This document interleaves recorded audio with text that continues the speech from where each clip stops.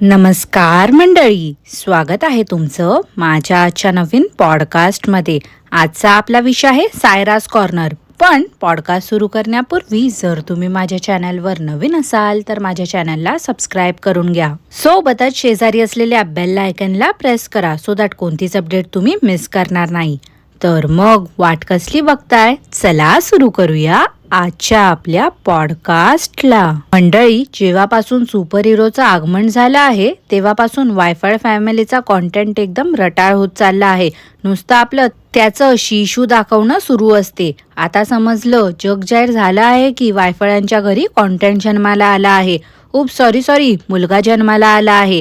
ज्याच्या आगमनाची एवढ्या आतुरतेने हे लोक वाट बघत होते तो फायनली आला. 1-2 जास्तीत जास्त 10 व्हिडिओ बनवले तरी समजू शकतो, पण रोज एकच गोष्ट काय दाखवत बसतात हे लोक. डेली व्लॉगिंगच्या नावाखाली काही दाखवतात, पण टॅग काय देतात तर आम्ही इन्फॉर्मेटिव्ह व्हिडिओ बनवतो.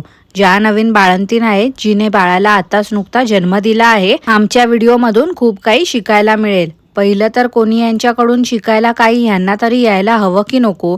इन्फॉर्मेशनच्या नावाखाली फालतूपणा सुरू असतो फक्त. त्या सुपर हिरोला हे लोक हाताळतात जसं काय ते बाळ नसून खेळणं आहे. हद असते यार, म्हणजे एका गोष्टीची पैशासाठी काहीही करत असतात हे लोक.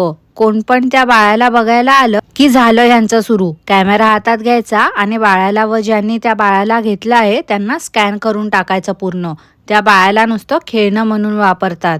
सध्या कोणी बाळाला बघायला आलं ना की डायरेक्ट हातातच देतात. अरे बाळ आहे ते, किती नाजूक आहे ते. एवढंही कॉन्टेंटसाठी हपापलेपणा करू नये. तो फेस रिव्हील वाला व्हिडिओ तर एकदम हटकेच होता यांचा. काहीही असलं की व्हिडिओमध्ये बदल करायचे असतील ना किंवा कोणालाही उपदेश द्यायचे असतील तर दोघंही जोडीने बसतात आणि प्रवचन देतात. त्या मेटाचं तर तिथे काही कामच नसतं. उगाचच तिला घेऊन बसतात कौरव काका त्या सोफ्यावरती नाहीतर बेडवरती. जास्त करून सगळे व्हिडिओ यांचे बेडवरती शूट झालेले असतात. कौरव काकांच्या आईला ह्या सगळ्यामध्ये काडीचाही इंटरेस्ट दिसत नाही. त्यामुळे वाटतं हे दोघं बेडरूमला कडी लावून असले उद्योग करत असतील. सायरा समोर हे नको ते नको फक्त व्हिडिओमध्ये सांगण्यापुरतं आहे, पण त्या मुलीला तिच्या वयापेक्षा जरा जास्तच अक्कल आहे. तिची चूक नाही हो यात मंडळी, मी परत सांगते, कारण काका काकूच तसले आहेत. गरजेपेक्षा तिला बाहेरच्या दुनियेत यांनी जास्त आणलं आहे. त्यामुळे आपल्या आजूबाजूला काय घडतंय काय नाही हे सगळं ती मुलगी शिकते. मेटा काकूचं तर तोंडावरती नेहमी 12 वाजलेले असतात. काही कारण नसलं तरी तोंड आपलं पडलेलंच असते. कधी तिच्या तोंडावरती हसू दिसत नाही. आणि मी नेहमीचीच ही गोष्ट करते, कधीतरी नाही, रोजच आहे हे. आणि ते कौरव काका तर ताटाखालचं मांजर आहे. नको ते उपद्व्याप करण्यापेक्षा कामधंदे करायचे तर नाही, तेही नको या माणसाला. हद असते म्हणजे प्रत्येक गोष्टीची. आईच्या जीवावरती आधी जगला आणि आता लेकीच्या जीवावरती. उद्या तोही पैसा कमी पडला ना तर लेकाला देखील पुढे करतील. लेकाला राखून डॉलर्स कमवायचे बाकी ठेवलंय याने. आता ते फेस रिव्हील कधी करणारा जो व्हिडिओ होता त्यात सरळ सांगून टाकायचं ना की कधी रिव्हील करणार आहेत फेस, पण नाही, ताणून ठेवायचंय उगाचच. मंडळी, तुम्ही मला देखील सांगता की मोठे पॉडकास्ट करत जा, मला ऐकायला आवडतील. पण माझं कसं आहे ना, मी 10 मिनिटं जास्तीत जास्त 15 मिनिटाचं पॉडकास्ट करते आणि त्यात मी 10 पॉइंट्स तरी कव्हर करण्याचा प्रयत्न करते आणि जे दाखवलं गेलं आहे त्याच्यावरतीच बोलते. कारण उगाचच मला तुम्हाला खोटी नाटी इन्फॉर्मेशन देऊन भरकटवायचं नाही आहे. जे दिसलं त्यावरच मी माझं मत मांडते. इकडचा तिकडचा विषय उचलून पकवत बसायला मला येत नाही आणि आवडत तर त्याहूनही नाही. पण हे जे क्रिंज व्लॉगर्स आहे ना, ह्या लोकांचं कसं आहे माहिती आहे का, ही गोष्ट यांना आठवते आणि मग हे पकवत बसतात, तेही गरज नसताना.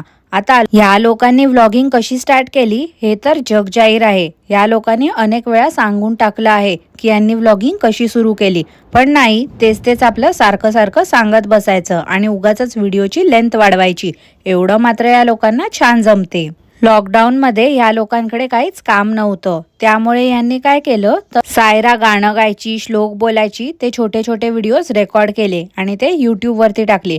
युट्यूबच्या अगोदर हे लोक टिकटॉक वरती व्हिडिओज टाकायचे. जेव्हा टिकटॉकला टाळं लागलं तेव्हापासून हे युट्यूब वरती आले आणि व्हिडिओ टाकायला सुरू केलं. तीच गोष्ट आता हे फेस रिव्हील वाल्या व्हिडिओ मध्ये सांगत होते की लॉकडाऊन मध्ये घरीच होतो, मग काय चॅनल ओपन केलं आणि सायराचे छोटे व्हिडिओ टाकायला सुरुवात केली.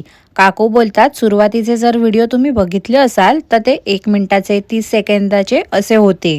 छोटेच व्हिडिओ बनवायचो आम्ही. त्याहूनही कमी असतील कदाचित. पण आता बघाल ना तर मंडळी 30 मिनिटं, 50 मिनिटं, 1 तास, 1.5 तास, 2 तास, कमी पडलं तर जुने जुने व्हिडिओज जे टाकले आहेत तेच रिपीट देखील टाकत असतात.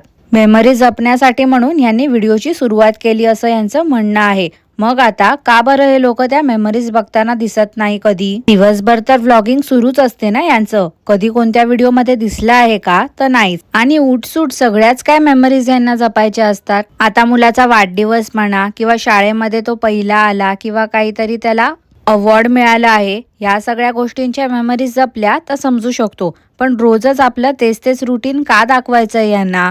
शिशू दाखवायला देखील हे लोक कमी नाही करत. आता बाळाचा फेस दाखवण्यासाठी म्हणून यांच्या चॅनलला सबस्क्राईब करावं असं यांचं म्हणणं आहे. किती हा अपापलेपणा. जसं की यांच्या चॅनलला जर सबस्क्राईब केलं नाही तर लोक यांच्या बाळाचा फेस बघूच नाही शकत. आता थोडे दिवस गेले ना मंडळी की हे लोक बघा सायराच्या चॅनलला टाळं लावतील आणि त्या सुपर हिरोच्या नावाचं एक चॅनल ओपन करतील आणि त्या चॅनल मध्ये पण यांचं सुरू होईल. जे व्हिडिओज यांनी सायराच्या चॅनलवरती दाखवले आहे ना तेच सेम व्हिडिओ तिथे अपलोड करतील. एका व्हिडिओवरती $1 कमवायचे असतात यांना फक्त. काकूंचं असं म्हणणं आहे की बाळ मोठं झालं की त्यालाही या मेमरीज बघता येतील की त्याची पहिली दिवाळी कशी गेली होती. अहो काकू, दिवाळीचं काय घेऊन बसले आहात तुम्ही? त्याने तर पहिला प्रसाद देखील बघायला हवा होता. जेव्हा त्याने पहिला प्रसाद दिला होता तुम्हाला तेव्हा तर त्याच्या तोंडावरती तुम्ही इमोजी लावलं होतं. का बरं असं केलं तुम्ही? तेव्हा पण तर त्याचा फेस रिव्हील करायचा होता ना. मोठा झाला की त्याला तेही बघायला द्यायचं होतं. आता या लोकांनी एवढे व्हिडिओज टाकले आहेत स्टार्ट पासूनचे, त्यात तर इमोजीज होते. परंतु आता हे लोक काय करणार आहेत तर व्हिडिओ रिपोस्ट करणार आहे. म्हणजे एकच व्हिडिओ आणि त्याच्यावरती $1 कमवायचे यांना. याला काय बोलायचं हो मंडळी आता? एवढा हवरटपणा तर त्या किरकिड्याने देखील केला नसेल जेवढं हे कौरव काका करतायत. आता जे लोकांनी बघितलं आहे, जे दाखवलं गेलं आहे तेच परत दाखवून काय उपयोग आहे? जे मागे दाखवलेले व्हिडिओ आहेत तेच हे लोक परत दाखवणार आहे. फरक एवढाच की आधी त्या बाळाच्या चेहऱ्यावरती इमोजी होता, आता त्या इमोजीला हे लोक काढून टाकणार आहेत. आणि हे व्हिडिओ रिपोस्ट करण्याचं कारण काय आहे माहिती आहे का मंडळी? का तर ह्या काकांच्या फोनची स्टोरेज फुल झाली आहे. अरे स्टोरेज फुल झाली म्हणून काय तेच व्हिडिओ सारखे दाखवणार का हे? आणि एवढंच जर या काकांना मेमरीज जपायच्या होत्या तर मग जे इम्पॉर्टंट व्हिडिओज यांनी आधी दाखवले होते ते दाखवायचेच नव्हते ना. तेव्हा का बरं यांनी दाखवले? थोडे दिवस थांबायचं होतं मग टाकायचे होते ते व्हिडिओ. हे अशी डबल कामं करून काय मिळणार आहे? हा, मिळणार तर आहे, काकांना डॉलर्स मिळतील. पण लोकांचा टाइम वेस्ट होतोय त्याचं काय? अंधमंद भक्तांनो, कधी हो तुमचे डोळे उघडणार आहेत? ह्या अशा फसव्या लोकांच्या गोडगोड बोलण्याला भूलू नका. हे लोक ना येडा बनून पेढा खाण्याची कामं करतायत. आणि या कौरव काकांनी आता ठरवलं आहे ना की बाळाचा फेस दाखवणार आहे. मग जे जुने व्हिडिओ यांना परत रिपोस्ट करायचे आहेत तर मग जे आधी जे व्हिडिओ यांनी दाखवले होते फेसवरती इमोजी ठेवून ते व्हिडिओ या काकांनी डिलीट करावे. एक तर फेस रिव्हील वाला व्हिडिओ ठेवा किंवा फेसवरती जो इमोजी आहे तो वाला व्हिडिओ ठेवा. दोघांपैकी कोणता एकच ठेवा ना. $1 का कमवायचे तुम्हाला? आणि मंडळी त्या फेस रिव्हील वाल्या व्हिडिओ मध्ये गंमत बघा. आधी हे काका काय करायचे तर बाळाच्या फेसवरती इमोजी ठेवायचे आणि आता त्या व्हिडिओ मध्ये यांनी काय केलंय तर त्या बाळाच्या बमवरती इमोजी ठेवलाय. अरे मालिश वगैरे करताना दाखवण्याची काही गरज आहे का? उद्या ते बाळ मोठं झालं की त्याला किती लाज वाटेल. पैशासाठी आता त्या बाळाची इज्जत देखील विकायची आहे का या काकांना? सिद्धिविनायकला गेले तिथेही यांचा कॅमेरा ऑन. अरे कशाला ना, देवळात जाऊनही कॅमेरा ऑन ठेवायचा. देवळाचं पावित्र्य राखा जरा तरी. गरजेचं आहे का सगळीकडे जातो तिकडे कॅमेरा ऑन ठेवणं? तर नाही. ह्या लोकांनी दिवाळीमध्ये लक्ष्मीपूजनला चौघांनी पण ट्विनिंग केलं होतं. ह्या काका काकूंसोबत त्यांची आई पण राहते. मग तिला का बरं यांनी मॅचिंग साडी नव्हती घेऊन दिली? तिला पण नेसायला द्यायची होती ना साडी.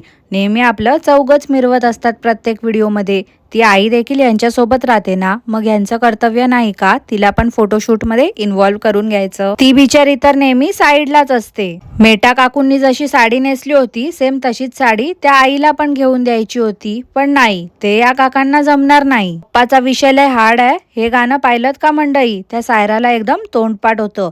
काय काय शिकवून ठेवलंय ना त्या चिमुकलीला ते त्यांनाच माहिती. काय पण चुकीचं शिकवत असतात तिला. आणि मग बोलतील काय तर आम्ही त्या मुलीला हातामध्ये फोन देत नाही किंवा टीव्ही देखील लावून देत नाही. एवढी सगळी गाणी मग त्या मुलीला कशी काय तोंडपाठ आहे? शाळेत शिकवली जातात का तिला ही गाणी? काय बोलायचं ना या वायफळ फॅमिलीला मंडळी, मला काय समजतच नाही आहे.